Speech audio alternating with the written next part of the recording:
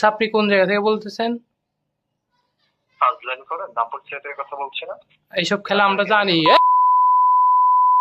এইসব খেলা জানি।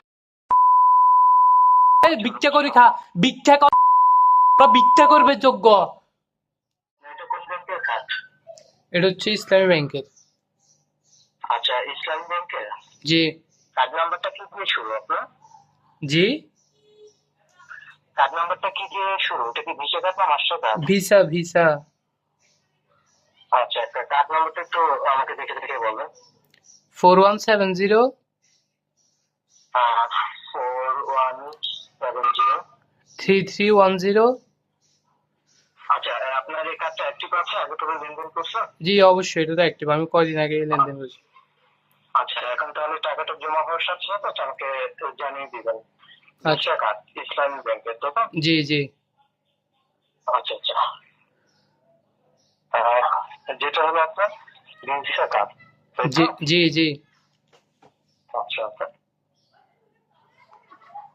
11,800 টাকা, তাই তো? জি। 4170 3310 3310 5999 599 0979। 0979। জি। তো তারপরে ওখানে দেখেন আপনার মাস এবং সাল দেওয়া আছে। এটা হচ্ছে আপনার ভ্যালিড ফ্রম হচ্ছে 2/2022। 2022 লাস্টেরটা। লাস্ট এটা হচ্ছে 2/2027। আচ্ছা আচ্ছা। কার্ড সিরিয়াল 3টা নাম্বার আছে, যেটা সিবিএন নাম্বার, ওটা একটু দেখে বলবেন। জি, এটা হচ্ছে 4422। 422। জি 422, তাই তো? জি জি। আচ্ছা, এখন এই ব্যাংক থেকে মেসেজ পাবেন। মেসেজ পান কোন নাম্বারে আপনি? এটা সাথে আছে নাম্বার। আচ্ছা, সাথে থাকলে দেখেন আমরা মেসেজ দিয়েছি। তো ব্যাংক থেকে মেসেজটা গেলে মেসেজটার ভিতরে 6 ডিজিট নাম্বার আছে। মেসেজটা পেয়েছেন? মেসেজ জি জি পেয়েছে তো, এই মাত্র এসেছে।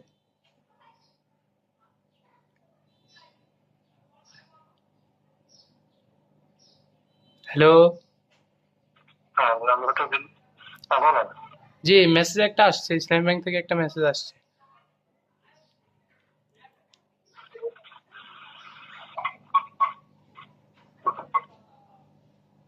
আপনার কার্ডটা অ্যাক্টিভ আছে, তাই তো? বলবেন। এটা অ্যাক্টিভ না কার্ড? এটা তো যাচ্ছে না তো আপনার। আচ্ছা, এখন কি করার? আপনার কার্ডে তো এটাই দেওয়া। না না, অন্য কোনো কার্ড আছে তো? জি জি, ব্র্যাক ব্যাংকের একটা আছে, ওটা সেম নাম্বারে। হ্যাঁ, ওটা কি ভিসা কার্ড না মাস্টার কার্ড? ওইটাও ভিসা কার্ড। হ্যাঁ, ওটা বলেন। ওটা কার্ড নাম্বারটা বলবেন? আচ্ছা হ্যাঁ, আপনি বলুন। হ্যাঁ জি, আমি শুনতে পাচ্ছি, বলুন। জি, 4777। হ্যালো। জি জি। 4777 4777 4967 4967 3033 3033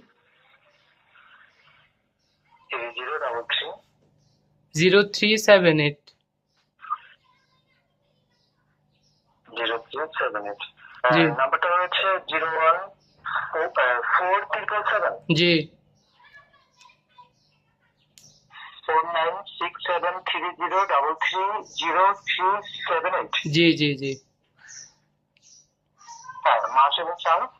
এটা হচ্ছে 2/24 ভ্যালিড ফ্রম আর কি। তারপর লাস্টটা 2/29, শেষে 2/29। আপনার কার্ড সিরিয়াল নাম্বারটা 3 সংখ্যা। সেটা হচ্ছে আপনার 393। মানে 393। জি জি জি। আচ্ছা, মেসেজ কি একই একই নাম্বারে পান? জি একই নাম্বারে। আচ্ছা আচ্ছা, একটু লাইনে থাকবেন। আচ্ছা, ভুল বলতে মানে আমি তো কিছু বুঝলাম না। আপনার কার্ড নাম্বার তো ভুল। এখানে আপনি কার্ডের ছবি তুলে পাঠাতে পারবেন? হোয়াটসঅ্যাপ বা ইমো আছে? কার্ডের ছবি হোয়াটসঅ্যাপ। আচ্ছা, আপনি কোন জায়গা থেকে বলতেছেন? ফাজলামি করেন, নাম পরিচয়ের কথা বলছি না। এইসব খেলা আমরা জানি, এইসব খেলা জানি। এই ভিক্ষা করি খা, ভিক্ষা কর, ভিক্ষা করবে যোগ্য। অ্যাকচুয়ালি এখন যেটা হয়েছে সেটা হচ্ছে যে আমি অনেকক্ষণ ধরে কার্ডের ভুল নাম্বার, কার্ডের ভুল এক্সপায়ার ডেট, তারপরে আপনার কার্ডের ভুল সিভিএন নাম্বার দেওয়ার কারণে তারা বুঝে গিয়েছে। তো আমি লাস্টে ইচ্ছে তরফে যা পেরেছি আমি বলেছি। এখন তাদের কৌশল সম্পর্কে যদি আমি আপনাদেরকে বলি তাহলে আপনারা আরো ভালোভাবে বুঝতে পারবেন এবং সচেতন হতে পারবেন। তারা প্রথমত কি করে, আপনার যে ব্যাংকের কার্ড আছে, আপনার মানুষদের কাছ থেকে বিভিন্ন মানুষেরকে কল দিয়ে তাদের যে এটিএম কার্ড আছে বা ব্যাংক কার্ড বা ডেবিট কার্ড, ক্রেডিট কার্ড যেটা বলেন না কেন, তো তাদের ব্যাংক কার্ডগুলো তারা কালেক্ট করে। ব্যাংক কার্ডের ইনফরমেশনগুলো আবার মাঝে মধ্যে আপনার বিকাশ, নগদ বা হোয়াটসঅ্যাপে ওই সব কার্ডের ইনফরমেশনগুলো তারা কালেক্ট করে। তারপর কার্ডের যে 16 ডিজিটের একটা নাম্বার থাকে, কার্ডের ফ্রন্ট পার্টে একটা 16 ডিজিটের নম্বর থাকে। তো প্রথমত আপনার 16 ডিজিটের ওই নম্বরটা, তারপরে কার্ডের এক্সপায়ার ডেট, তারপর কার্ডের ইস্যুয়েন্স ডেট, প্লাস আপনার কার্ডের ব্যাক পার্টে একটা সিভিএন নাম্বার থাকে। এই সকল ইনফরমেশন তারা ইউজ করে। তো তারা কোনোভাবেই আপনার বলেন উপবৃত্তির টাকা বলেন বা বৃত্তির টাকা বলেন বা আপনার বয়স্ক ভাতা বলেন, এরকম নানা কিছুর মানে ইনফরমেশনের কথা বলে নানা টাকার লোভ দেখিয়ে তারা মানুষের কাছ থেকে সব ইনফরমেশন কালেক্ট করে কার্ডে। এখন তাদের কৌশলটা যদি আমি আপনাদেরকে প্র্যাকটিক্যালি দেখাই, তারা প্রথমত হচ্ছে যে কোনো একটা মোবাইল ব্যাংকিং তারা চুজ করে। আপনার বিকাশ বলেন, নগদ বলেন, রকেট বলেন, বলেন, প্রত্যেকটা মোবাইল ব্যাংকিং এ এরকম একটা সার্ভিস আছে যে আপনার অ্যাড মানি আপনি ব্যাংক টু বিকাশ বা ব্যাংক টু নগদ, ব্যাংক টু রকেট, যে কোনো মোবাইল ব্যাংকিং এ আপনি অ্যাড করতে পারেন। আরেকটা অপশন আছে কার্ড টু বিকাশ, এরকম একটা অপশন আছে, প্রত্যেক মোবাইল ব্যাংকিং এ আছে। তো আমি নগদের ক্ষেত্রে আপনাদেরকে প্র্যাকটিক্যালি দেখাচ্ছি। তো নগদে এরকম একটা অপশন আছে যে অ্যাড মানি নামে একটা অপশন আছে, আপনারা দেখতে পাচ্ছেন কিনা আমি জানি না। এই অ্যাড মানি অপশনে আরেকটা অপশন আছে, দেখেন কার্ড টু নগদ নামে অপশন। তো এইখানে আপনারা কার্ড টু নগদের ক্ষেত্রে ভিসা বা মাস্টার কার্ড তারা চুজ করে। ভিসা বা মাস্টার কার্ড চুজ করে তারা যে আপনার নির্দিষ্ট একটা অ্যামাউন্ট, হতে পারে 10,000, 20,000, আপনার অ্যাকাউন্টে যেটাই থাকুক তা ওটা অ্যাড হয়ে যায় আর কি। এখানে ধর নির্দিষ্ট একটা অ্যামাউন্ট তারা সিলেক্ট করার পর আপনার কাছ থেকে আপনার যে কার্ডের যে 16 ডিজিটের যে নম্বর আছে ওইটা কালেক্ট করে। তারপর আপনার কার্ডের এক্সপায়ার ডেট, কার্ডের ইস্যুয়েন্স ডেট, তারপর আপনার কার্ডের ব্যাকপার্টে একটা সিভিএন নাম্বার। তো এই সকল ইনফরমেশন তারা দেয় যে কোনো একটা মোবাইল ব্যাংকিং সার্ভিসে তারা দেয়। দেওয়ার পর আপনার একটা রেজিস্টার্ড মোবাইল নাম্বার একটা ওটিপি যায়। প্রত্যেক ব্যাংকের একটা নিরাপত্তা আছে যে কার্ড দিয়ে যদি আপনি যে কোনো একটা মোবাইল ব্যাংকিং যদি টাকা অ্যাড করতে চান তাহলে একটা ওটিপি যায়। এটা নিরাপত্তার সাথে প্রত্যেক ব্যাংক এরকম একটা সার্ভিস ইউজ করে থাকে। তো এরকম একটা ওটিপি তারা চায় সর্বশেষ। তো চাওয়ার পর তারা যে নির্দিষ্ট অ্যামাউন্ট তারা ওখানে মোবাইল ব্যাংকিং অ্যাড করতে চেয়েছিল ওইটা আপনার অ্যাকাউন্ট থেকে তারা নিয়ে যায় আর কি, ব্যাংক অ্যাকাউন্ট থেকে। এটা হচ্ছে তাদের কৌশল।